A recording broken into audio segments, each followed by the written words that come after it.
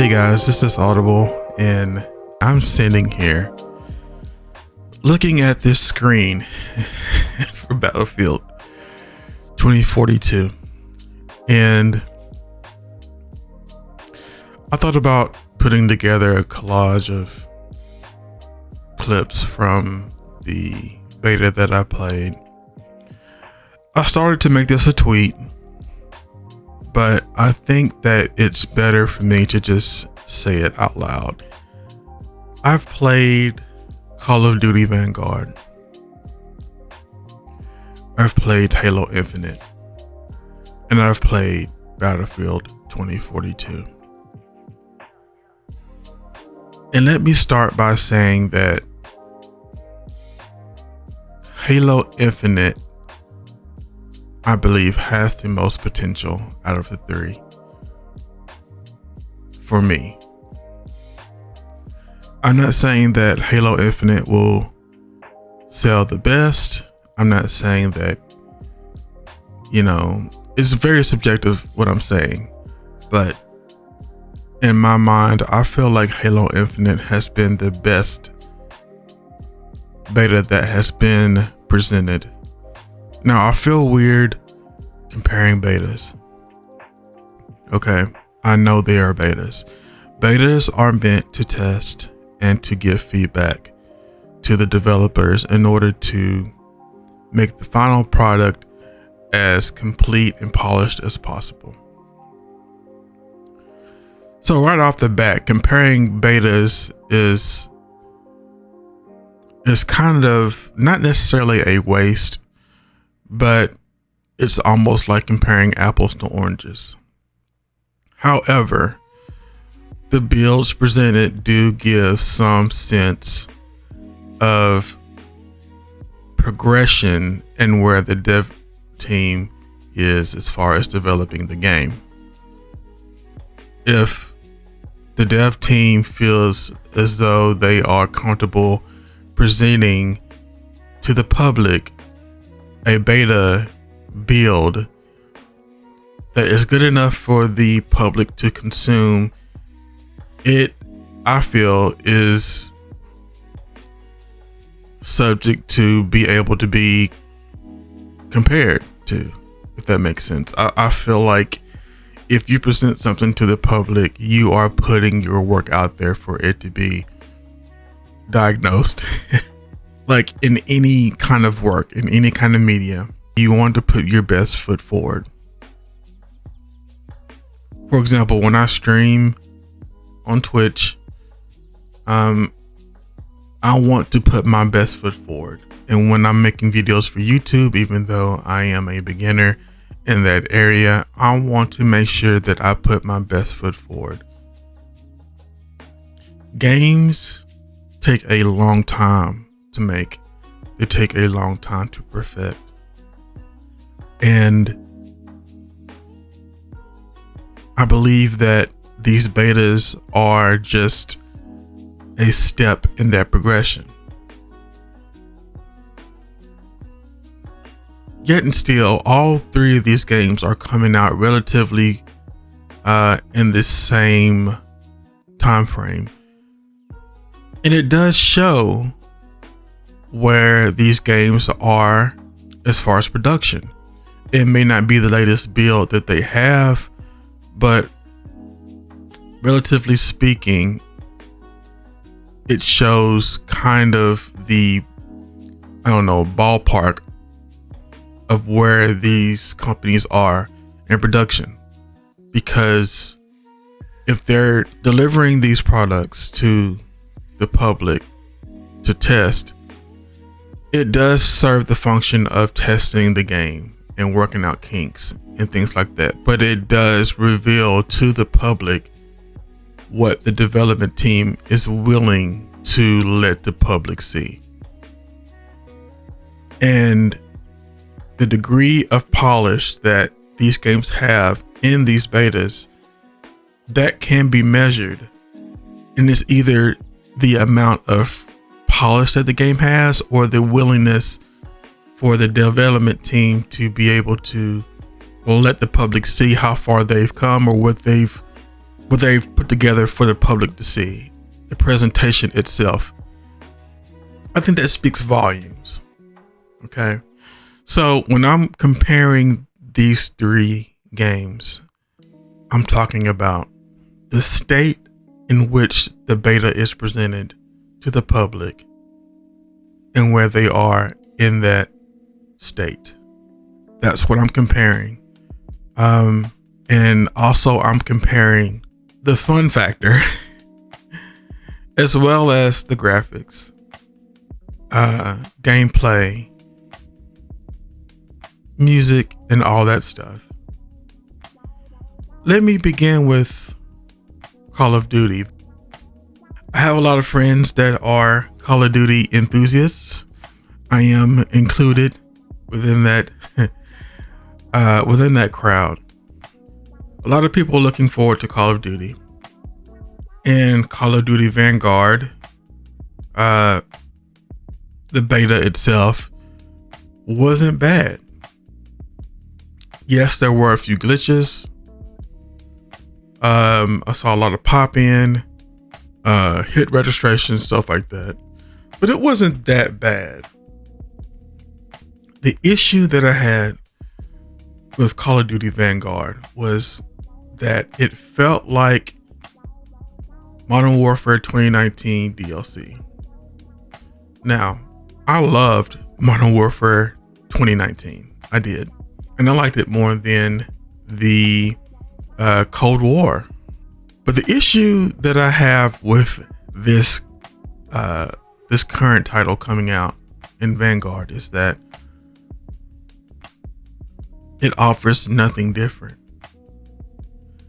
I believe Cold War was the same in the sense that it felt like DLC as well, but it felt like DLC that was, this is just my personal opinion, it felt like a poor DLC edition of Modern Warfare 2019. And I think that Vanguard DLC for 2019, it feels better. It looks exactly the same. It feels exactly the same. It just didn't scratch the itch when I played it. And I played it for a couple nights. It just did not feel like any kind of departure from 2019. Now, I know that a lot of people say it repeats the same way every year, but in Modern Warfare 2019, I keep going back to that game, they did make a great departure from the series. They did change it up, and that's what made Modern Warfare 2019 so good. They changed it back to boots on the ground. To me, the guns felt better, even though there wasn't a lot of variation between like the time to kill between different guns. It felt a whole lot better than the last few offerings before it. And it was just different. It looked different. It looked really good. It was a complete turnaround. But I feel like ever since then, here we are 2 years later, and it's the same thing. It's the same game. That's what disinterests me about Call of Duty. I didn't think, in my personal opinion, that spending $70 ish on a game that was exactly the same was worth it. I want something new. I want something fresh, something different. And I think that while Call of Duty is a awesome brand and is on top of the first person shooter world, it's like Madden. It's the same thing. And I don't know, it just didn't hit. That beta didn't hit.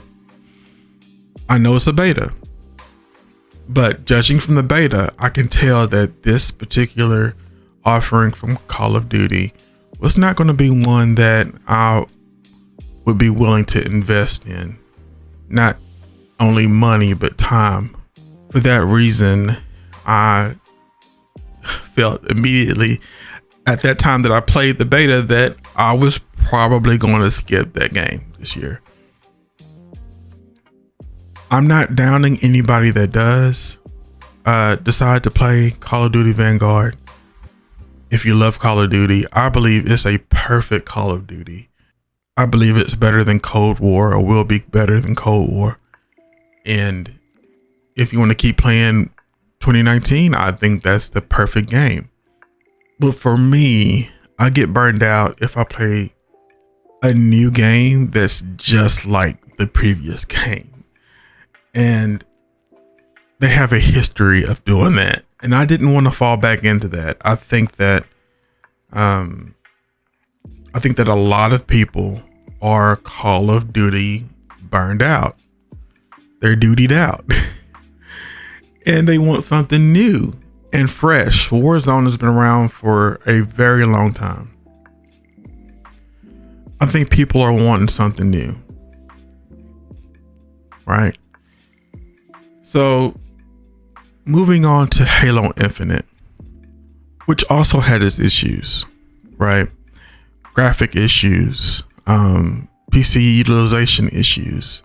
It had its issues. For example, when the tank blew up, it would just crumble like Legos. Like that.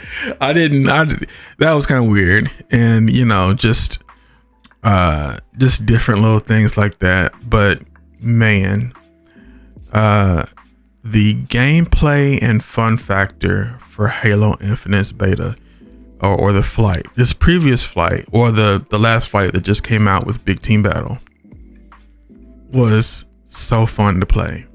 And we were able to get 12 people on a team and we played Big Team Battle, and it was the best multiplayer experience I've had in a very long time. And this is just a flight. There's no telling the amount of content that's coming for Halo Infinite. Even within that slice of a game, I felt like Halo and the team at 343, I think that they have something there. And it's free to play. It doesn't cost anything to play this game, right? But this particular flight had so much to it, so much content, so much gameplay, and not just in volume. I'm talking about in quality. I feel like it was different. We've missed Halo. It's been several years since they've came out with Halo 5, and I believe they've taken Halo and not necessarily reinvented it, but made it new in the sense that it feels different. It feels new. There's new mechanics. There's a new look. The way the guns feel, the way the guns play, there's new guns. The way the vehicles feel, the maps, the new maps, how they function, the way, Big Team Battle works with new lobby parameters as far as, how many people can fit on a team. And by the way, the servers work just fine for us. Just everything about it just felt fresh, and it felt new, and it was fast and smooth playing Halo Infinite. It just felt right. It felt like the next iteration of the franchise. It finally felt like this is the next Halo. It didn't feel like the same thing. It felt new and fresh and fun. And that is what I appreciated about Halo Infinite. Again, it did have its issues, but most of those were graphical issues. Most of those were PC utilization issues. Once you got that stuff going, it was very fun. The arena part, the big team battle part, everything that I've played in that beta was absolutely phenomenal, and even better with friends. I don't know what they did to make it feel like that, but it just felt fun. Now, moving on to Battlefield 2042, because I'm giving you guys these betas that I've played in order, right? I'm sitting right now looking at the error screen of Battlefield 2042, and I did get to play this game before this error screen, and let me just say that the gameplay is awesome. The gameplay is really good, and if I were to put these betas in order from best to worst, worst not being completely trash, but you know what I mean, like out of the three, best to worst, I would put a Halo Infinite, Call of Duty Vanguard, and then Battlefield 2042. And let me explain that, because like I stated before, the Call of Duty Vanguard gameplay wasn't bad. It was actually pretty good. I mean, I liked it. It was just more of the same. Halo Infinite's gameplay was fresh and new, and it felt great to play. Battlefield 2042 is hard to tell because of the amount of instabilities that the game has. I do feel like I have a sense that the gameplay is going to be really good. I think once they let this game cook a little bit more, I believe that the gameplay will be phenomenal. But judging from this particular flight, there were several things that got in the way of that. For example, there was one time when I deployed and I spawned without a gun, and I didn't have a gun for about 5 to 10 seconds. It was just my hands, which is something that they can fix. They can fix that type of stuff. The game was kind of jittery, kind of stuttery, especially whenever I got in the tank. It felt very jittery. And I know that there were instances where other people stated that they saw people hanging from the sky, just dangling, from parachutes that may or may not have been there, and parachutes dangling with nothing attached to it, stuff like that. Weird spawn points I personally witnessed. The best thing about the flight, though, was the tornado. I believe the tornado was amazing and astonishing to look at. I believe they put a lot of effort in that tornado. They wanted to make sure that they nailed that down, but there's a lot of little things that they can fix before the game drops. I don't know. It just felt very. It didn't feel polished. I'll put it like that. The game didn't feel polished at all. Even though I know it is a beta, it seemed to be, 60-70% done.